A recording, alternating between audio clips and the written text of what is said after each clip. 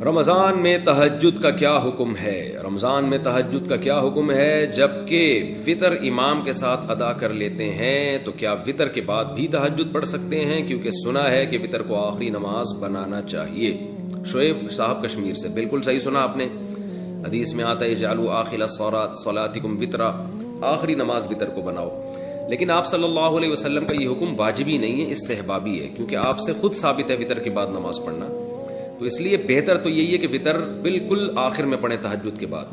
لیکن رمضان میں چونکہ وطر جماعت سے پڑھے جاتے ہیں تو جماعت کی فضیلت حاصل کرنے کے لیے آپ وطر پہلے پڑھ لیں اور پھر تہجد میں آنکھ کھلے تو تہجد بھی پڑھیں۔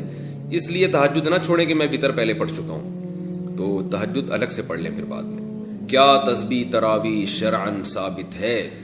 تراویح تسبیح جو ہر 4 رکعت کے بعد پڑھی جاتی ہے، کیا یہ ثابت ہے؟ اور اس کا پڑھنا کیسا ہے؟ رضوان تلا گنگ سے۔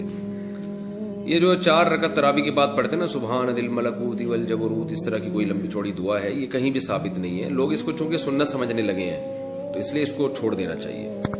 تو 4 رکعتوں کے بعد کچھ بھی ثابت نہیں ہے، بیٹھے رہیں، خاموش بیٹھے رہیں، کوئی بھی ذکر کر لیں، کچھ بھی نہ کریں، دعا مانگ لیں، سب جائز ہے۔ تہجد کا وقت کب سے کب تک ہے؟ کیا تہجد فجر کی سنت سے پہلے کبھی بھی پڑھ سکتے ہیں یا اس کا کوئی بھی وقت فکس ہے؟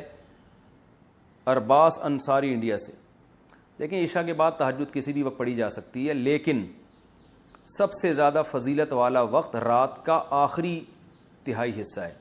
یعنی عشاء کے بعد اور صبح صادق کے ٹائم کو 3 حصوں میں ڈیوائڈ کر دیں برابر برابر، تو جو آخری تہائی ہوگا وہ سب سے بہتر وقت ہے تہجد کا۔